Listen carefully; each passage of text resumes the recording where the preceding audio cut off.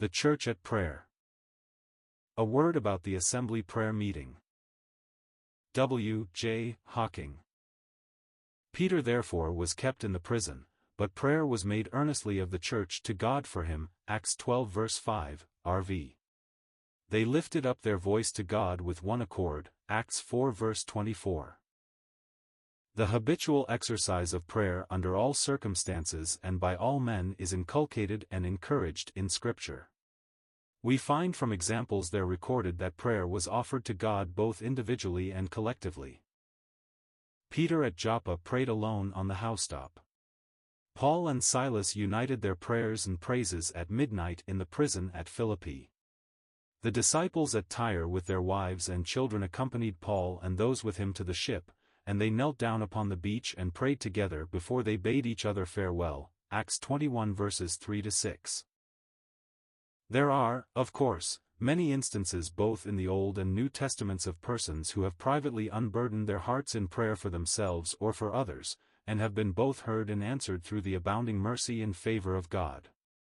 But collective prayer was not a prominent feature of the Jewish economy, and examples of this form are not frequent in the Old Testament. 2 men or more might go up to the temple to pray, but they would not, though in the same building, necessarily be in agreement with one another as touching the subject of their petitions. And agreement of this nature the Lord laid down to be an essential condition of success in joint prayer, Matt 18:19. Now this unanimity in petition which was declared by our Lord to be necessary to success, we find from later New Testament history was characteristic of the early saints. Unity of prayer became a special feature in the church period. Such prayers appear in the history of the Acts and in the doctrine of the epistles. From the very beginning they formed an essential part of the constitution of the assembly, which is said to have continued steadfastly in the apostles' doctrine and fellowship, and in breaking of bread, and in prayers, Acts 2 verse 42. It is not overlooked in these remarks that the so-called Lord's Prayer was framed for collective use by the disciples of Christ in the days of his ministry, Our Father, etc., they were to say. But this prayer was only a provisional one, it was not offered in the name of Christ, and it had in view the earthly kingdom mainly, and cannot be regarded as a type for use after the descent of the Holy Spirit at Pentecost. The formation of Christ's assembly. After the Lord's ascension we find that the disciples continued together during the subsequent 10 days, with one accord in prayer, waiting for the promised gift of the Holy Ghost.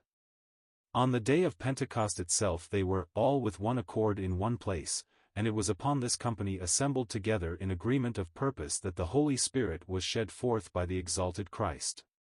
This unity thereby formed was thenceforth perpetuated by the abiding presence of the Paraclete.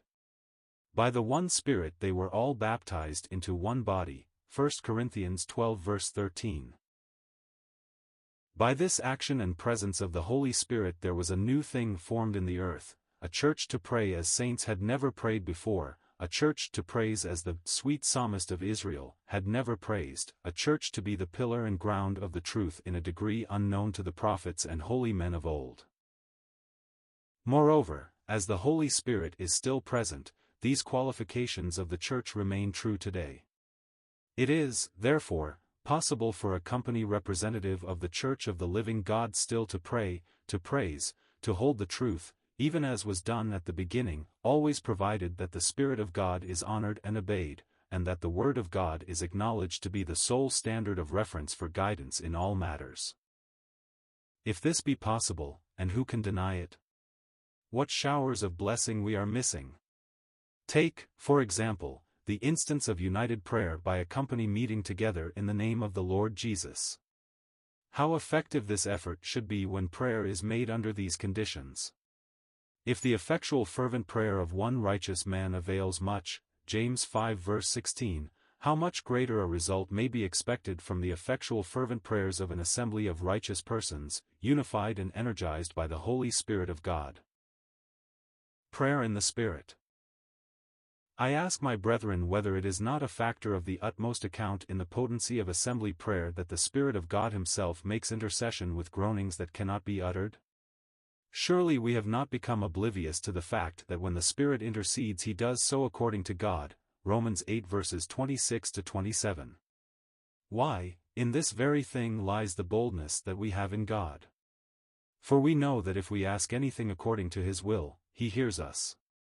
And if we know that he hears us, whatsoever we ask, we also know that we have the petitions which we have asked of him, 1 John 5 verses 14 to 15. Now, assembly prayer is essentially prayer in the Holy Ghost. If so, it is therefore prayer which is according to God, prayer which is heard, prayer which is answered. Clearly, the Church is entrusted with an enormous power which may be exercised in prayer and supplication for incalculable good and blessing for itself and for others. Have we forgotten that such a power is available? Or is its very existence denied or disbelieved? We believe, and we ask our readers to believe, that if the saints were gathered together in assembly, owning as such the presence of the Lord Jesus in the midst, and were unanimous in felt dependence upon the guidance and direction of the Holy Spirit, there would be great and striking answers from God now as there were at the beginning. Let us briefly consider for our encouragement two examples of this class of prayer which are recorded in the early chapters of the Acts. A. Prayer by the Church for boldness in the face of persecution, Acts 4 verses 24 to 31. B. Prayer by the Church in connection with the imprisonment of Peter, Acts 12 verses 5 to 12. In both these cases answers were given of God promptly, and the remarkable results which ensued showed unmistakably that he was acting on behalf of the witnesses of Christ in Jerusalem, and in response to their united appeal. Prayer for boldness. A. In the first case it was a question of testimony for Christ in Jerusalem. Peter and John were under the ban of the great Jewish council. They were commanded by the supreme authority in religious matters to desist from speaking or teaching in the name of Jesus. The apostles were thus confronted with the alternative of hearkening either to God or to the high priest and his colleagues. They had to choose between prison and death on the one hand and disobedience to the Lord on the other. In these circumstances they did not act with the dogged determination of strong-minded men who were bent upon a certain course in spite of every obstacle, but, like men of God, they, confessing their own weakness, betook themselves to prayer. But they did not pray singly, as Elijah did, for instance. They acted as members of the body of Christ and reported affairs to their own company. Then the whole assembly prayed as one company. They lifted up their voice to God with one accord. There was unison in their petitions.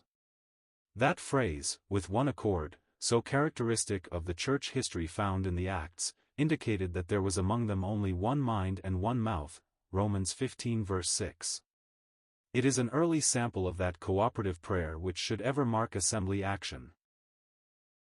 Amongst other features of their petitions it may be noticed that the assembly, 1. Acknowledged the supreme power of God, Acts 4 verse 24, 2. Showed from the Psalms that the same worldly powers which opposed the Lord Jesus were now opposing them, his servants, Acts 4 verses 25 to 28, 3. Sought power to speak the word of God with all boldness in face of the threatenings that they were not to speak at all in that name, Acts 4 verses 29 to 30. This concerted activity of the assembly in prayer had an immediate effect. And when they had prayed, the place was shaken where they were assembled together, and they were all filled with the Holy Ghost, and they spake the word of God with boldness, Acts 4 verse 31.